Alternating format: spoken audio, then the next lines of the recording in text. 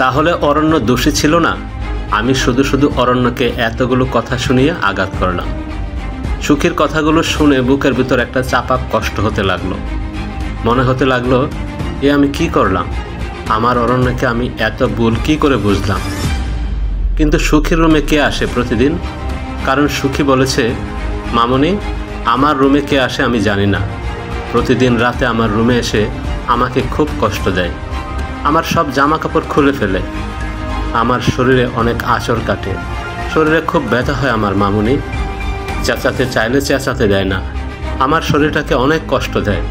আমি তাকে দেখতে পাই না মামুনি, তবে অনুভব করতে পারি। মনে হয় একটা লোম জাতীয় কোনো প্রাণী আমাকে আঘাত করছে। আমাকে প্রতিদিন বলতে নিষেধ করে এগুলো কাউকে বলবি না, আমাকে মেরে ফেলার হুমকি দেয়। মামুনি, আমার অনেক কষ্ট হয়। সুখী কথাগুলো বলে জুড়ে জুড়ে ফুপাতে ফুপাতে কাঁদতে লাগলো। সুখীর কান্না দেখে যেন আমার বুকটা আরও ফেটে গেল। আর মনে মনে ভাবতে লাগলাম, কে এমন করে সুখীর সাথে? কোনো মানুষ নাকি অন্য কিছু? এসব ভাবনা যেন মনকে আচ্ছন্ন করে ফেলেছে। তবু নিজেকে বেশ সামলিয়ে সুখীকে বললাম, মামুনি, তুমি চিন্তা করো না, আজকে থেকে আমি তোমার সাথে থাকব, তোমাকে আর কষ্ট পেতে দিব না। তুমি এখন খাবার খাও মা আমার, আর কোনো কষ্ট হলে আমাকে ডাকবে, কোনো সমস্যা হলেই মামুনির কাছে দৌড়ে চলে আসবে। আসো মা, নাস্তাটা খাও আগে। সুখী আমার কথাটা শুনে মনে হলো একটু স্বস্তি পেয়েছে। আমাকে জড়িয়ে ধরে থাকলো অনেকক্ষণ। হুট করে সুখী গড় গড় করে বমি করতে লাগলো। খেয়াল করলাম সুখীর অবস্থা ক্রমান্বয়ে খারাপ হতে লাগলো। বমির উপর বমি করতে করতে সুখী নিস্তেজ হয়ে পড়েছে।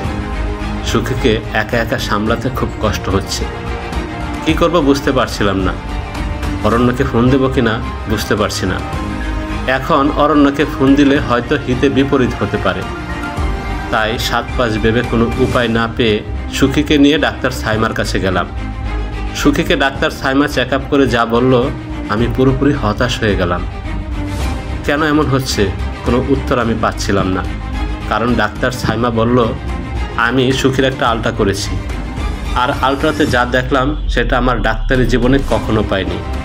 সুখীর পেটে 2 মাসের বাচ্চা। আর আশ্চর্যজনক হলেও এটাই সত্যি যে সুখীর পেটের বাচ্চার এখনই চুল, নাক, কান, মুখ সব হয়ে গিয়েছে। আমি আমার মেডিকেল জীবনের 20টা বছর এমন কোনো ঘটনা পাইনি। আমি জানি না এটার রহস্য কী। ডাক্তার হলেও এটা বলতে হচ্ছে আমার। কেন জানি না, মনে হচ্ছে এটার সাথে অলৌকিক কোনো কিছু যুক্ত আছে। ডাক্তার সাইমার কথাগুলো আমি যত শুনছিলাম ততই বিস্মিত হচ্ছিলাম। কারণ যে জায়গায় একটা 2 মাসের বাচ্চার শুধু হার্টবিট থাকার কথা, সেই জায়গায় সুখীর বাচ্চার হাত পা সব হয়ে গিয়েছে। কথাটা বিশ্বাস করতে পারছিলাম না। তাই ডাক্তার সাইমাকে আবার জিজ্ঞেস করলাম, আপনার কোথাও ভুল হচ্ছে না তো? হয়তো অন্য কারো রিপোর্টের সাথে বদলে গিয়েছে। উনি আমাকে জোর দিয়ে বললেন, আলট্রা আমি নিজে করেছি। এরকম দেখার পর বারবার করেছি, প্রতিবারই রেজাল্ট একই রকম এসেছে। আমিও বুঝতে পারছি না এমন কেন হচ্ছে। আমি আমার সিনিয়র কয়েকজন ডাক্তারের সাথে কথা বলেছি। সবাই বিষয়টা নিয়ে হতাশ। কেউই জানে না এটার মানে কি। অনেকে এই বিষয় নিয়ে গণমাধ্যমকে জানাতে চেয়েছিল, কিন্তু সুখী যেহেতু অবিবাহিত, তাই আমি সুখীর ব্যাপারে এটা নিয়ে বাড়াবাড়ি করার অনুমতি দেইনি। আমি ডাক্তার সাইমার কথাগুলো শুনে আরও হতাশ হতে লাগলাম। ওনাকে বললাম, এখন আমার কি করা উচিত আমি বুঝতেছি না, আপনার কোনো পথ জানা থাকলে বলুন। উনিও বেশ চিন্তা করে আমাকে উত্তর দিল, আমার পরিচিত একজন প্রফেসর আছে, যিনি দীর্ঘ বছর ধরে এইসব অলৌকিক বিষয় নিয়ে গবেষণা করেছে। আপনি দয়া করে একটু ওনার সাথে কথা বলুন, উনি হয়তো কোনো পথ দেখাতে পারবেন, আর আমি তো আছি। ডাক্তার সাইমার কথাগুলো শুনে মনে একটু ভরসা পেলাম। ওনার কাছ থেকে ঠিকানাটা নিয়ে বাসায় চলে আসলাম। বাসায় আসতে আসতে সন্ধ্যা হয়ে গেল। বাসায় এসে সুখীকে কিছু খেতে দিলাম। সুখী খেয়ে ঘুমিয়ে পড়ল। কিছুক্ষণ পরেই অরণ্য আসলো। অরণ্যকে কি বলে সরি বলবো বুঝতে পারছিলাম না। অরণ্য আমার সাথে কোনোরূপ কথা না বলে রুমে চলে যেতে নিল। ঠিক ওই সময় অরণ্যের হাতটা ধরে অরণ্যকে বেশ জড়িয়ে ধরে কাঁদতে লাগলাম। অরণ্য আমাকে এইভাবে কাঁদতে দেখে বলল, কাঁদছো কেন? কি হয়েছে তোমার? আমি কাঁদতে কাঁদতে অরণ্যকে সব ঘটনা খুলে বললাম। অরণ্য আমাকে আরও শক্ত করে জড়িয়ে ধরে বলল, তোমার ভুলটা যে ভেঙেছে এতেই আমি অনেক খুশি। আর এত হতাশ হওয়ার কিছু হয়নি অদরা। সব কিছুরই সৃষ্টি থাকে, ধ্বংস থাকে, আর উপায়ও থাকে। অরণ্যর কথাটা শুনে আমি বেশ স্বস্তি পেলাম, মনটা বেশ উৎফুল্ল হলো। আমি খাওয়া দাওয়ার পর্ব শেষ করে সুখীর রুমে গেলাম ঘুমাতে। সুখীকে জড়িয়ে ধরে ঘুমিয়ে গেলাম। হঠাৎ করে একটা আওয়াজ পেলাম কানে, আর আমার ঘুমটা ভেঙে গেল। বুঝতে পারলাম কেউ একজন রুমে প্রবেশ করেছে, কিন্তু তার উপস্থিতি টের পেলেও চোখে দেখতে পারছিলাম না। সুখীর শরীরের উপর রুমের মতো কিছু একটা স্পর্শ অনুভব করতে লাগলাম। সুখী সাথে সাথে ছটফট করতে লাগলো। আমি সাহস করে সুখীকে আরো জোরে জড়িয়ে ধরলাম। এবার মনে হলো ওই লুম জাতীয় কিছু একটা আমার উপস্থিতি টের পেয়ে রুম থেকে প্রস্থান নিল। সুখীকে জুড়ে জাপটে ধরেই সারা রাত পার করলাম। পরদিন সকালে ডাক্তার সাইমার দেওয়ার ঠিকানায় প্রফেসর বিশ্বাসের বাড়িতে গেলাম সুখীকে নিয়ে।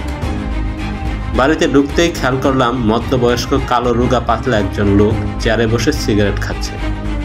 আমাকে দেখে বলল, আমি যদি ভুল না করি তাহলে আপনি মিসেস অদরা আর পাশের মেয়েটি সুখী। ওনার কথা শুনে বেশ অবাক হলাম, কারণ ওনার সাথে আমার পরিচয় ছিল না কখনো। তাই হাবুদক মাথা নেড়ে বললাম ওনার কথাগুলো সঠিক।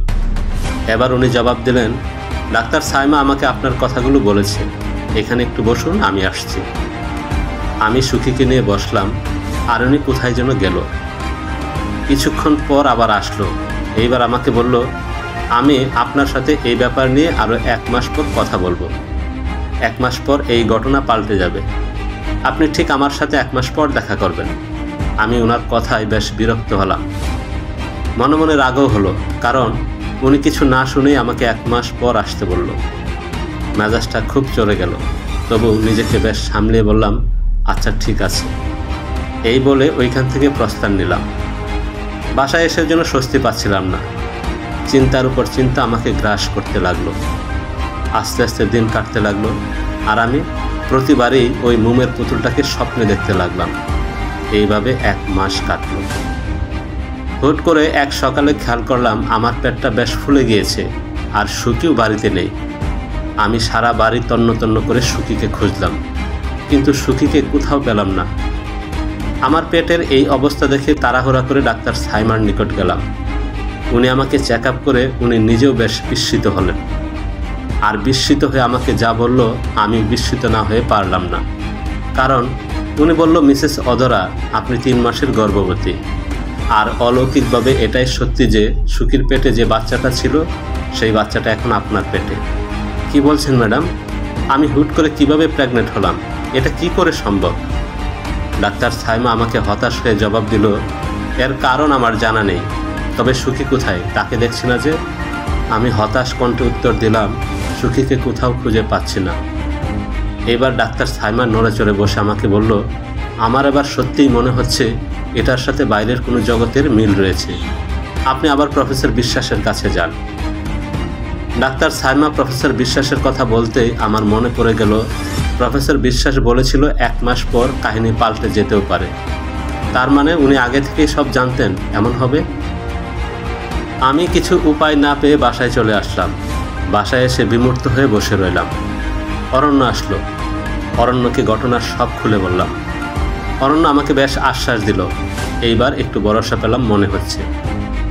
পরদিন অরণ্যকে নিয়েই প্রফেসর বিশ্বাসের বাড়ি গেলাম।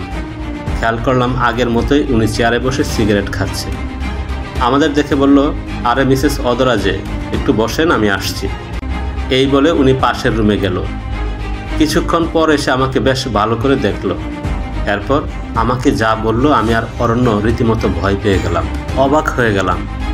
মনে হচ্ছে কোনো রূপকথার গল্প শুনছি, কারণ প্রফেসর বিশ্বাস বলল